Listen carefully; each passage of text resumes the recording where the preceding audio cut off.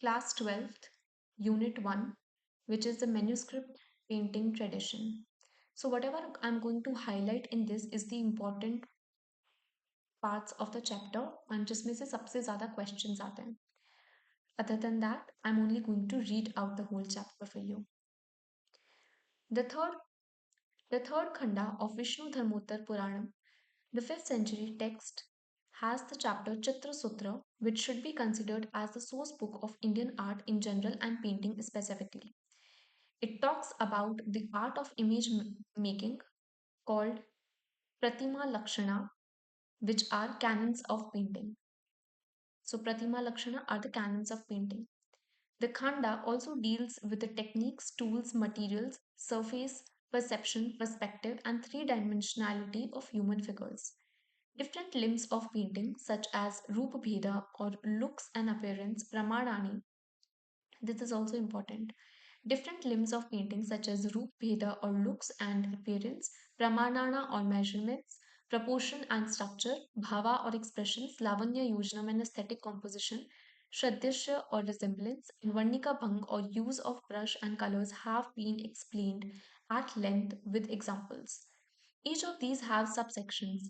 These canons were read and understood by artists and followed through centuries and thus became the basis of all styles and schools of paintings in India. Paintings from the medieval period have earned a generic name, for example, miniature painting, owing to the relatively smaller size. These miniature paintings were handheld and observed from a closer distance due to their miniature size. They were very extremely small paintings. So they were handheld and looked from very close vicinity. The walls of the patrons' mansions were often decorated with mural paintings. Hence, these miniatures were never intended to be put on the walls. A large section of paintings are appropriately referred to as manuscript illustrations. This is also important as they are pictorial trans- translation of poetic verses from epics and various canonical literary, batic, or music text, which is manuscripts, and verses handwritten on the topmost portion of the painting in clearly demarcated box like space. Sometimes one finds the text not in the front but behind the work of art. Manuscript illustrations were methodologically conceived in thematic sets, each set comprising several loose paintings or folios. Each folio of painting has its corresponding text, inscribed either in the demarcated space or the upper portion of the painting or on its reserve. Accordingly, one would have sets of Ramayana paintings or Bhagavad Puran or Mahabharat or Geet Govind, Ragmala, etc. Each set was wrapped in a piece of cloth and stored as a bundle in the liturgy of the king or patron. The most important foliage of the set would be the colon page, which would furnish information regarding the names of the patron, artist, and scribe, date and place or commission or completion of work, and other such important details. However, due to ravages of time, the colon pages have often gone missing, compelling scholars to attribute missing particulars on the basis of their expertise. Being fragile pieces of artworks, paintings are susceptible to mishandling, fire, humidity, and other calamities and disasters. Excuse me. Considered as precious and valuable artifacts and also being portable, paintings were often gifted to princesses as a part of their dowries when they got married. They were also exchanged as gifts between kings and courtiers as acts of gratitude and traded to distant places. Paintings also traveled to remote regions with moving pilgrims, monks, adventurers, traders, and professional narrators. Thus, for instance, one would find a Mewar painting with the Bundi king and vice versa. Reconstructing the history of paintings is a phenomenal task. There are fewer dated sets compared to undated ones. When arranged chronologically, there are vacuous spells in between, where no one can only speculate the kind of painting activities that could have thrived. To make matters worse, the loose folios are no longer part of their original sets and are dispersed in various museums and private collections, which keep surfacing time and again, challenging the constituted timeline and compelling scholars to modify and refine the chronology in history. In this light, dated sets of paintings are ascribed a hypothetical time frame on the basis of its style and other circumstantial evidence. Western Indian School of Painting.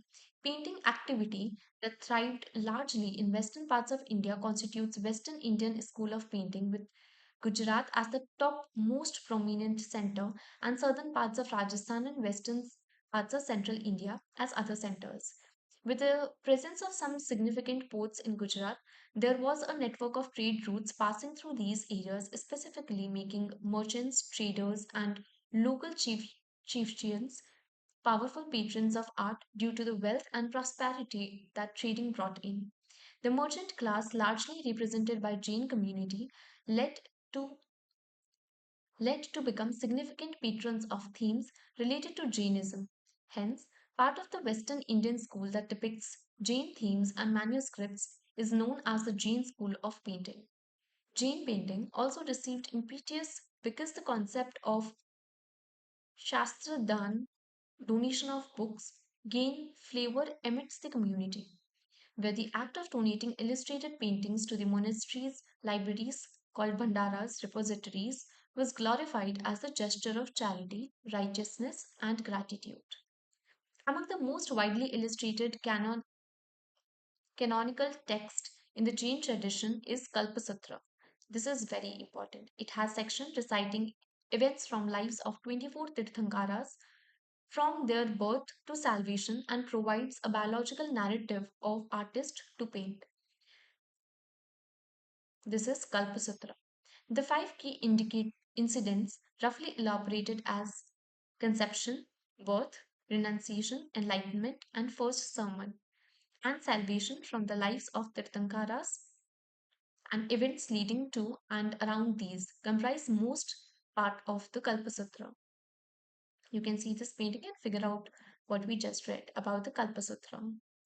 The other popularly painted texts are Kalakacharya Katha and Sangrahini Sutra, among others. Kalakacharya Katha narrates the story of Acharya Kalaka, who, on a mission to rescue his abducted sister, a Jain nun, from an evil king. It recounts various thrilling episodes and adventures of Kalaka, such as him scouring the land to locate his missing sister, demonstrating his magical powers, forging alliances and other kings, and lastly battling the evil king. Uttradhyana Sutra contains the teaching of Mahavira that prescribes the code of conduct that monks should follow, and the second one was Uttradhyana Sutra. These contains the teachings of Mahavira, prescribe the code of conduct that monks should follow, and Sangrahini Sutra is also important, is a cosmological text comprised in the 12th century that comprises the concepts about the structure of the universe and mapping of the space. So this is whole important. Jane got these texts written in numerous copies. They were either sparsely or profusely illustrated with paintings. Hence, one typical folio or painting would be divided into sections with allocated spaces for writing the text and painting. Kalaka is seen on the lower right and captive sister is depicted towards the top left. You can see in this picture. A small hole in the center was created for a string to pass through the fastened pages together that were in turn protected from the wooden cloves called patlis placed on the top and bottom of the manuscript. Early Jain paintings were traditionally done on palm leaves before paper were introduced in the 14th century, and the earliest surviving palm leaf manuscript from the western part of India dates back to the 11th century. The palm leaves were adequately treated before painting, and writings was etched upon the leaves with a sharp calligraphic device. Owing to the narrow and small space on palm leaves, paintings initially was largely confined to patlis that were liberally painted in bright colors with images of god and goddesses and incidents from the lives of Jain acharyas. Jain paintings developed a systematic and simplified language for painting, often dividing the space into sections to accommodate different incidences. One observes a penchant for bright colors and deep interest in depiction of textile patterns. Thin, wiry lines predominate the composition. Three-dimensionality of the face is attempted with an addition of further eye. Architectural elements revealing the Sultanate domes and pointed arches indicate the political presence of sultans in the regions of Gujarat, Mandu, Jaunpur, and Patan, among others, where these paintings were done. Several indigenous features and local cultural lifestyles is visible through textile canopies and wall hangings, furnitures, costumes, utilitarian things, etc. Features of the landscapes are only suggestive and usually not detailed. Period of roughly 100 years from about 1350 to 1450 appears to be the most creative phase of Jain paintings. One observes a shift from severely iconic representations to inclusion of attractively depicted aspects of landscape, figures in dance poses, musicians playing instruments, which are painted in the margins of the folio around the main episode. These paintings were lavishly painted with profuse use of gold and lapis lazuli, indicating the wealth and social status of the patrons. Over and above these canonical texts, tirthipatas and mandalas and secular, non canonical stories were also painted for the Jain community. Beside Jain paintings that were patronized by rich merchants and dedicated devotees, a parallel tradition of painting existed amongst feudal lords, healthy citizens, and other such people during the 5th and 6th centuries that encompassed illustrations of secular, religious, and literary themes. This painting represents the indigenous tradition of paintings before the formulation of court style of Rajasthan and intermingling of Mughal influences. A large group of works of the same period portraying Hindu and Jain subjects such as Mahapurna, Chaur Panchashika, Aryanyaka Parvan of the Mahabharata, Bhagavad Puran, Geet Govind, and few others are representative of this indigenous style of painting. This phase and style is also casually referred to as pre-Mughal or pre-Rajasthani, which is largely synonymous with the term indigenous style. Distinctive stylistic features evolved during the phase, and with this group of paintings, a particular figure type evolved with the interest in depicting transparency of fabrics, Odini's ballooned over the head of heroines and draped with stiff and standing edges. Architecture was contextual but suggestive. Different kinds of hatching involved from the depiction of water bodies and particular ways of representing the horizon, flora, fauna, etc., got formalized. All these formal elements make their way in the 17th century early Rajasthani paintings, with several regions in the north, east, and west coming under the rule of the Sultanate dynasties from Central Asia after the late 12th century. Another strain of influence, Persian, Turkic, and Afghan, pre percolated into the mainland and appeared in the paintings patronized by sultans of Malwa, Gujarat, Jaunpur, and other such centers. With few Central Asian artists in these courts working with local artists and intermingling of Persian features and indigenous styles led to the emergence of another style that is referred to as the Sultanate school of painting. This represents more of a style than a school that is a hybrid Persian influence. Indigenous pictorial style, which is an interesting coming together of indigenous features as described earlier and Persian elements such as color palette, physio- physiognomy, simplified landscape with the decorative details, etc. Nimat Nama, Book of Delicacies, the most representative example of this school, was painted at Mandu during the reign of Nasir Shah Khilji. It is a book of recipes with a section on hunting and also has methods of preparation of medicines, cosmetics, perfumes, and directions on their use.